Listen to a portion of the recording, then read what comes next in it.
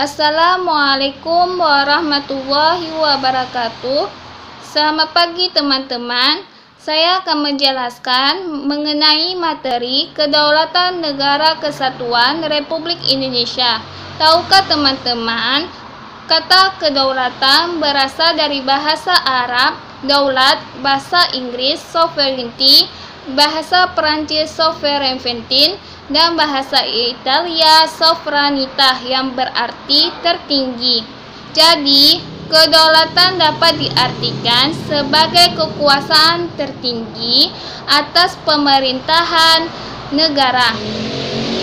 Tokoh pertama kali yang mendefinisikan dengan tegas tentang kedaulatan adalah Jean Bodin, ahli hukum Perancis. Bodin mengatakan bahwa kedaulatan adalah kekuasaan tertinggi untuk menentukan hukum dalam suatu negara. Kedaulatan ke dalam Indonesia dalam UUD, Undang-Undang Dasar NRI tahun 1945 antara lain sebagai berikut. Yang pertama, melindungi segenap bangsa Indonesia dan seluruh tumpah darah Indonesia. 2. Memajukan kesejahteraan umum. 3. Mencerdaskan kehidupan bangsa. 4. Ikut serta dalam perdamaian dunia yang berdasarkan kemerdekaan, perdamaian abadi, dan keadilan sosial. Kedaulatan keluar Indonesia dalam UUD NRI tahun 1945 antara lain sebagai berikut. Yang pertama, ikut serta dalam perdamaian dunia yang berdasarkan kemerdekaan, perdamaian abadi, dan keadilan sosial. 2. Presiden dengan persetujuan DPR menyatakan perang, membuat perdamaian dan perjanjian negara lain. 3. Presiden menyangkut duta dan konsul. Tahukah teman-teman, teori kedaulatan itu ada 5. Yang pertama, teori kedaulatan hukum. Yang kedua, teori kedaulatan Tuhan. Yang ketiga, teori kedaulatan raja. Yang keempat, teori kedaulatan negara. Yang kelima, teori kedaulatan rakyat. Teori kedaulatan hukum adalah merupakan kekuasaan tertinggi di dalam negara. Kekuasaan pemerintah berasal dari hukum yang berlaku. Kedaulatan Tuhan beranggap bahwa raja atau penguasa memperoleh kekuasaan tertinggi dari Tuhan. Teori kedaulatan raja adalah kedaulatan terletak di tangan raja sebagai penjelmaan dari kehendak Tuhan. Semua setelah raja apapun pengurusannya. Teori kedaulatan negara. Teori kedaulatan negara adalah kekuasaan pemerintah bersumber dari kedaulatan negara. Apabila negara terbentuk, maka terciptalah teori kedaulatan negara. Yang terakhir, teori kedaulatan rakyat. Rakyat merupakan satu yang dibentuk oleh individu melalui perjanjian masyarakat. Selanjutnya, saya akan membahas soal mengenai materi Kedaulatan Negara Kesatuan Republik Indonesia. Yang pertama, mengenai teori kedaulatan. Soalnya, ketika warga negara mempunyai hak untuk mendapatkan pengadilan yang adil, hak untuk memeluk agama, atau hak atas pendidikan, negara tersebut menganut kedaulatan berdasarkan teori kedaulatan. A. Raja. B. Hukum. C. Negara. D. Rakyat. Jawabannya B. Hukum. Pembahasannya, teman-teman, Teori kedaulatan raja adalah teori ini terletak di tangan raja sebagai penjelmaan kehendak Tuhan. Teori kedaulatan hukum beranggapan bahwa kekuasaan hukum merupakan kekuasaan tertinggi dalam negara yang bersumber dari rasa keadilan dan kesadaran hukum. Teori kedaulatan negara adalah kekuasaan pemerintah bersumber dari kedaulatan negara ditimbulkan bersamaan dengan berdirinya suatu negara. Teori kedaulatan rakyat adalah kekuasaan tertinggi dalam suatu negara berada di tangan rakyat melalui perjanjian masyarakat. Maka jawabannya B, yaitu hukum, karena di sini beranggapan bahwa kekuasaan hukum merupakan kekuasaan yang tertinggi. Materi yang kedua mengenai lembaga-lembaga negara. Soalnya, Presiden dan Wakil Presiden memegang jabatan selama 5 tahun dan sesudahnya dapat dipilih kembali dalam jabatan yang sama hanya untuk 1 kali masa jabatan, merupakan bunyi pasal dalam Undang-Undang Dasar NRI tahun 1945. A. Pasal 4 ayat 1, B. Pasal 4 ayat 2, C. Pasal 7, D. Pasal 10. Jawabannya C. 7. Tahu teman-teman?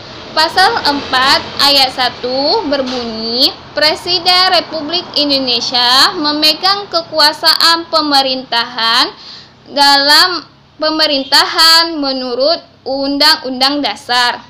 Pasal 2 ayat 2 berbunyi, Pasal 4 ayat 2 berbunyi, dalam melakukan kewajiban Presiden dibantu oleh salah satu orang, yaitu Wakil Presiden. Pasal 7 ayat 1 berbunyi, Presiden dan Wakil Presiden memegang jabatan selama 5 tahun dan sesudah dapat dipilih kembali dalam masa jabatan yang sama hanya untuk 1 kali masa jabatan. Yang Pasal 10 ayat 1 berbunyi, Presiden memegang kekuasaan yang tertinggi atas Angkatan Darat, Angkatan Laut, dan Angkatan Udara. Pembahasan ketiga berkaitan dengan materi prinsip-prinsip negara hukum dan prinsip demokrasi. Soalnya, perhatikan hal-hal berikut. Yang pertama, perwakilan politik. Yang kedua, pertanggungjawaban politik. Yang ketiga, jujur dan terbuka bagi umum. Yang keempat, pemerintahan tidak perlu diawasi. Hal-hal yang merupakan prinsip-prinsip demokrasi ditunjukkan nomor A, 1, 2, dan 3, B, 1, 2, dan 4, C, 2, 3, dan 5, D, 3, 4, dan 5. Jawabannya C, 1, 2, dan 5. Jawabannya C, 2, 3, dan 5.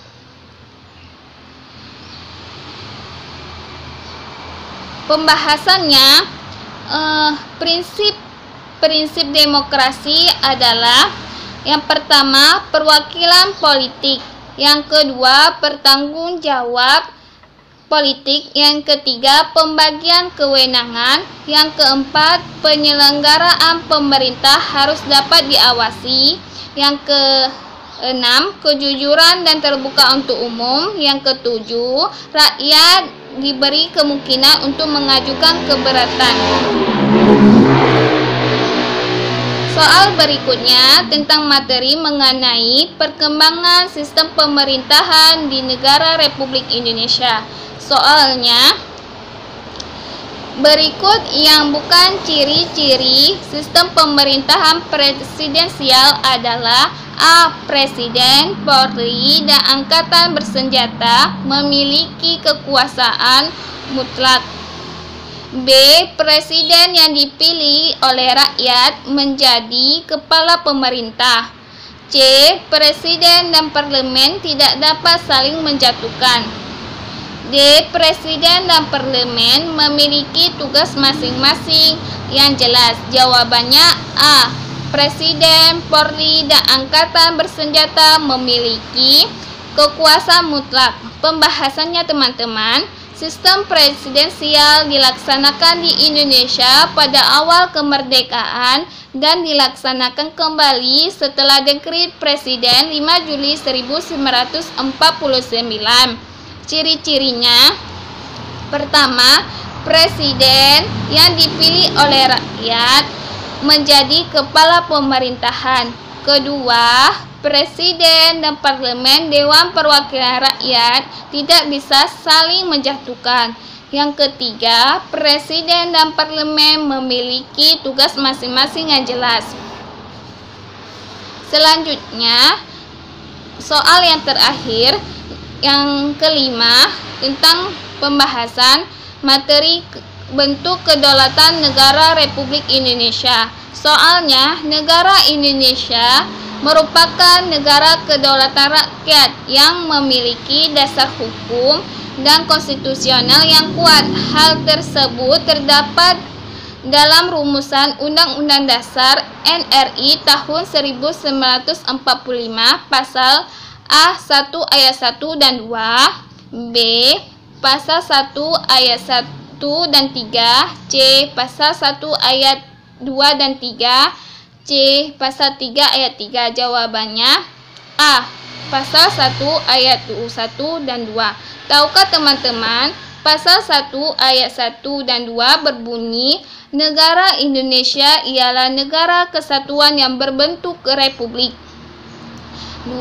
Kedaulatan berada di tangan rakyat dan dilaksanakan menurut Undang-Undang Dasar. Pasal 3-nya, negara Indonesia adalah negara hukum. Pasal 3 ayat 3 berbunyi, Majelis Permusyawaratan Rakyat hanya dapat memberhentikan presiden dan wakil presiden dalam masa jabatannya menurut Undang-Undang Dasar. Cuma ini materi yang saya sampaikan dan soalnya. Kalau kurang mohon maaf. Assalamualaikum warahmatullahi wabarakatuh.